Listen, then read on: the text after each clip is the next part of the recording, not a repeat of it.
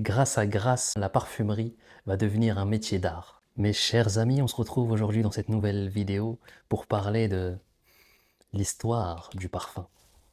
Le parfum, avant d'être un luxe, c'était un rituel. Avant d'être une arme de séduction, c'était une prière. Et avant d'être un marché porteur de plusieurs milliards, c'était de la fumée. Le terme parfum vient à l'origine du latin perfumum, à travers la fumée. En Égypte antique, le parfum était synonyme de fumée. Les prêtres utilisaient ce qu'on appelait le kipi, un mélange de miel, de résine et d'épices qu'ils faisaient brûler pour leur adoration et leur prière. Ensuite, c'est les Grecs qui vont venir démocratiser le parfum en l'utilisant pour leur corps, pour leurs cheveux et pour les bains qu'ils prenaient. À la suite des Grecs, les Romains, pendant la Rome antique, vont venir pousser l'usage et l'utilisation du parfum à l'extrême. Et dans cet extrême, les Romains vont parfumer les fontaines, les draps, les vêtements et les salles de banquet. Le parfum va devenir une affirmation du statut social. Et suite à la chute de l'Empire romain, l'hygiène en Europe recule. Il n'y a presque plus de parfum en Occident. Et pendant que l'Europe oublie le parfum, le monde arabe va révolutionner, va perfectionner le monde de la parfumerie. Les Arabes et les savants arabes vont apporter une innovation majeure dans le domaine.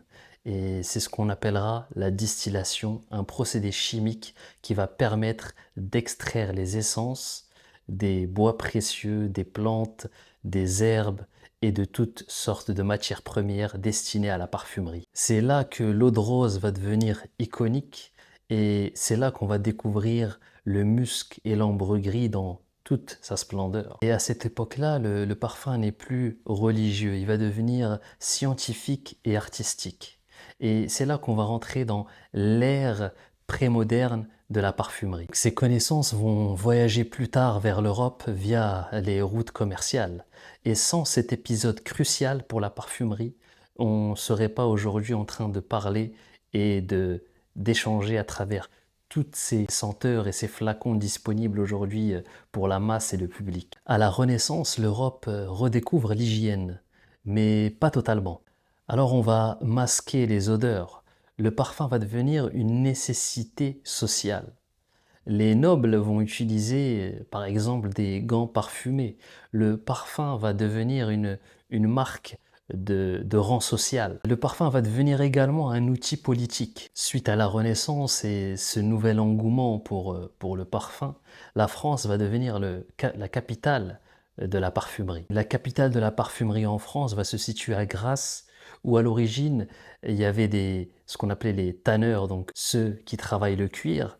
Et le cuir sentait tellement fort que ce qu'ils ont décidé, c'était de développer le parfum pour masquer les odeurs du cuir. C'est ce qui a donné lieu à des cuirs imbibés de parfum. Et donc, Grasse, capitale mondiale du parfum, va développer un savoir-faire artisanal. On va utiliser la culture pour développer d'énormes champs de fleurs qui vont servir à la parfumerie. Et grâce à Grasse, le parfum va devenir, ou du moins la parfumerie, va devenir un métier d'art. Ensuite, le tournant majeur va arriver au 19e siècle avec le développement de la chimie et le développement de molécules de synthèse qui vont venir recréer des senteurs et des notes rares dans la parfumerie. Cette chimie va également apporter une stabilité au parfum. On va assister à la naissance de la parfumerie moderne avec une réelle composition de parfums, avec des notes de tête, de cœur et de fond. Aujourd'hui, la parfumerie telle qu'on la connaît est devenue un mélange de science, de luxe, de marketing et d'art olfactif. On a deux mondes qui cohabitent,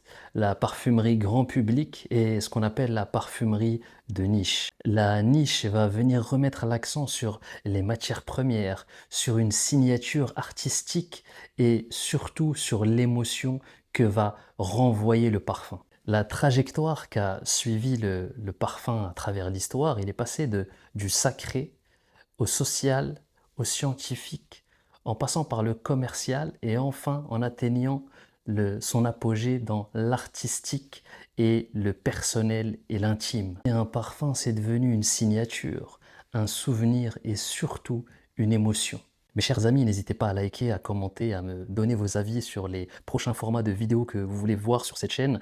Il faut savoir que cette chaîne est pour vous, par vous, grâce à vous. Sans vous, elle ne serait rien.